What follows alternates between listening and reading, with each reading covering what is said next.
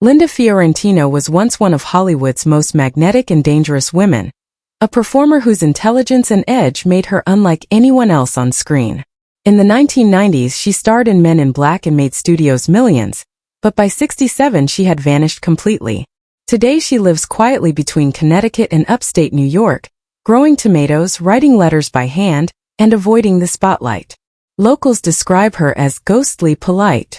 She even turned down a $200,000 Netflix offer in 2023, preferring her solitude to any kind of comeback. The mystery of why she disappeared isn't just about fading fame. It's about rebellion, betrayal, and the high cost of refusing to play by Hollywood's rules.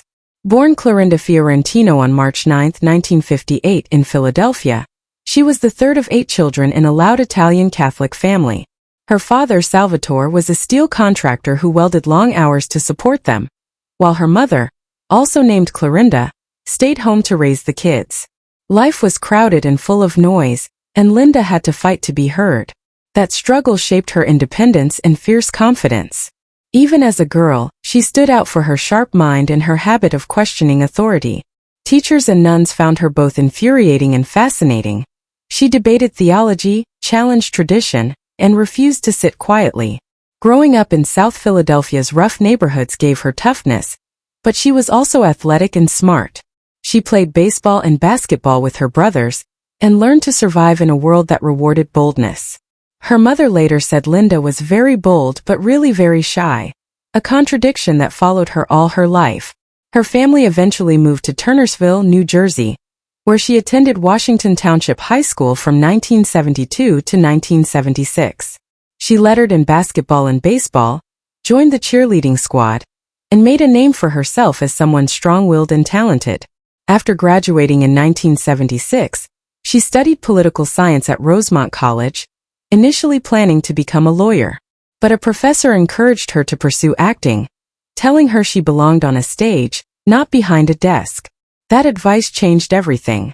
At Rosemont, she joined theater productions and discovered what would become her passion. She also studied photography, developing film in darkrooms and learning how to capture emotion and detail, a skill that would later influence her acting. To pay her way through college, she worked as a waitress in Philadelphia, studying human behavior through every late-night shift and customer. After graduating in 1980, she moved to New York to study at the Circle in the Square Theater School, while continuing her photography at the International Center of Photography. She bartended at Kamikaze nightclub with Bruce Willis, living on tips and perseverance. For 2 years she auditioned endlessly, rejected again and again for being too intense. Casting directors said her stare was intimidating, but she refused to soften it. That intensity would one day become her trademark. In 1983, nearly broke, she took modeling jobs in Milan, posing for Armani and Versace. She hated being objectified but earned enough to keep pursuing acting.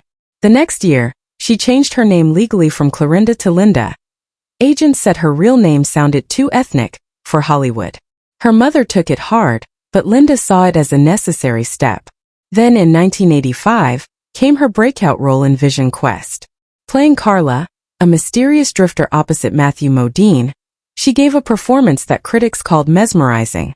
Roger Ebert noted her ability to draw attention without raising her voice. That same year she starred in Gotcha, and After Hours, showing both physical daring and emotional control.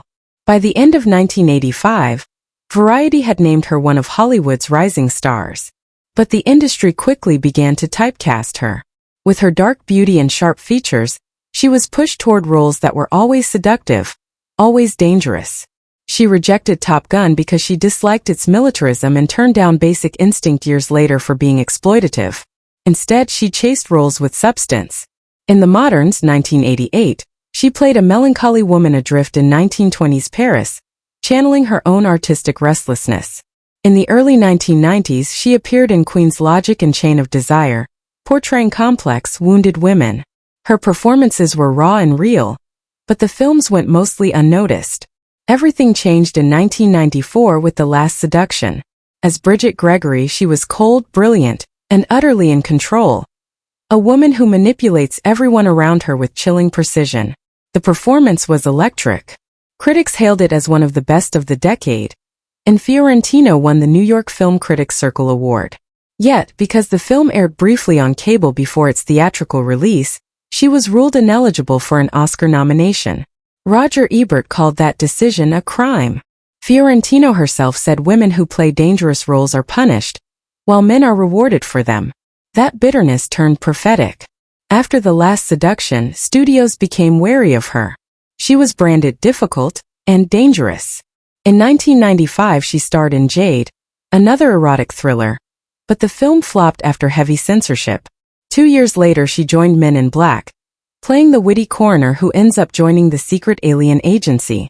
The film was a global hit, grossing nearly $600 million, and she seemed poised for a comeback. But when Men in Black 2 arrived in 2002, her character was gone, written out with a single throwaway line.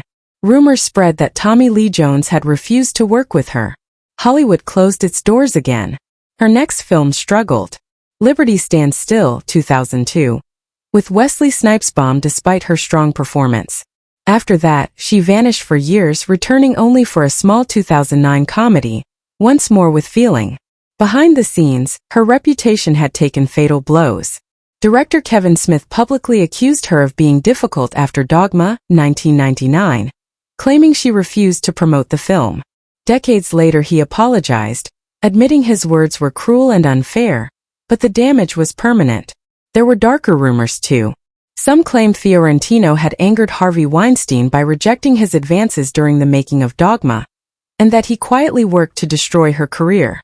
In 2024, a resurfaced tweet reignited that theory. The final blow came in 2008, when she was linked to the Anthony Pellicano wiretapping scandal. She had been romantically involved with FBI agent Mark Rossini, who illegally accessed confidential files about her ex-boyfriend, billionaire Steve Bing. Rossini pleaded guilty and was fined, while Fiorentino escaped charges but faced brutal headlines that blurred the line between her real life and the femme fatale she played. Her personal life was equally turbulent. She married director John Byram in 1992, but the marriage lasted less than a year. There were rumored relationships with actors and wealthy men, but none lasted. By the early 2000s she withdrew completely.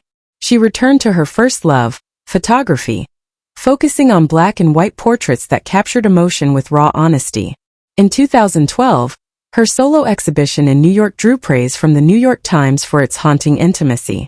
She earned modest success, making about $150,000 from her art by 2015, enough to live comfortably without Hollywood.